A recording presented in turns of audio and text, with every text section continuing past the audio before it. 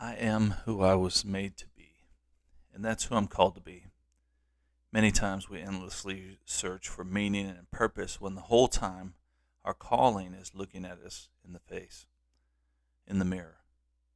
I am called to be passionate, one who encourages, friendly, and to share Jesus and the kingdom views that he has opened up to me. In the mid 90s, I returned to church after spending my teenage years chasing my ambitions. Within 3 months, I was recruited for Sunday school class and began to pray to God to reveal my purpose. After several months of prayer and home Bible studies, I felt God speaking into my spirit that I was in His will.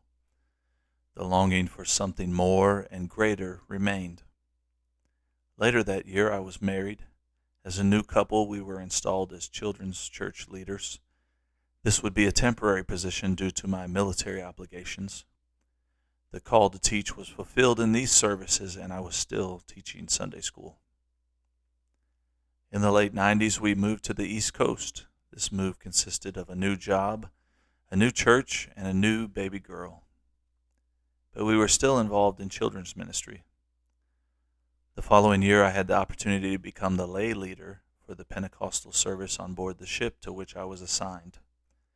I estimated this was a tragic decision, and I did not put in the time and effort required to take on such a responsibility. The service was eventually dropped from the schedule without any complaints from me. My wife and I separated from the service and returned to her hometown. Again, I was immediately placed in the Sunday school department. This time they put me in with teenagers. My will was tested. After quitting for several weeks in a row, God talked to me, and the class I taught became one of the two classes that none of the students wanted to leave. I do not say that to boast, but I accept this calling and did the extra things to become good at it. This assignment calls to list areas of consecration, and you may have noticed that there was not much of that listed here. At this point, after nearly 20 years, we made a change as a family. We decided to switch churches. This move rocked us to the core. The emotions and physical stress were incredible. I consciously tried to see God's will and wanted to be closer to Him. I needed Him. My family needed Him. Much prayer and study preceded this move.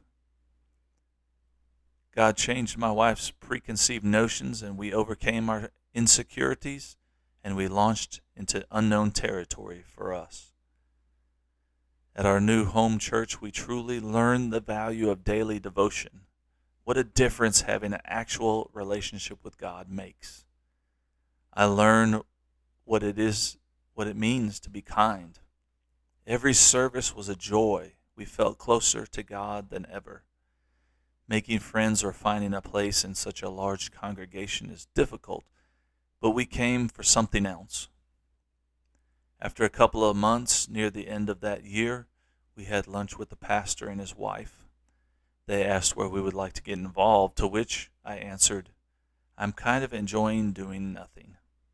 Wow. I am a doer, and I've always stayed busy in kingdom work. When I returned home, I felt bad for telling the pastor that. 2 years later, I joined Purpose Institute after listening to a recruiting plea. It was here that I developed a love for writing. I do not have a novel coming out anytime soon, but I enjoy putting my thoughts down on paper or a word processor. I publicly published these papers. Maybe this would be beneficial to someone. Maybe it already has. After this meeting and a global pandemic, we once again gravitated toward children's ministry.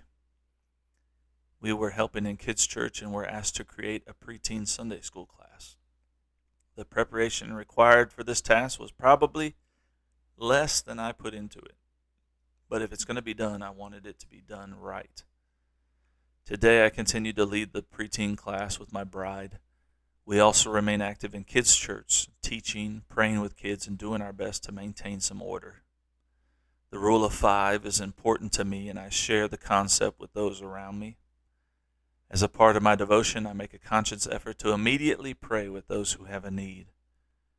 God has blessed these acts of faith, and I have seen many miracles over the last couple of years. We have seen many doors open and even a couple of shut in our faces. Going forward, I strive to become the best version of myself that I can be.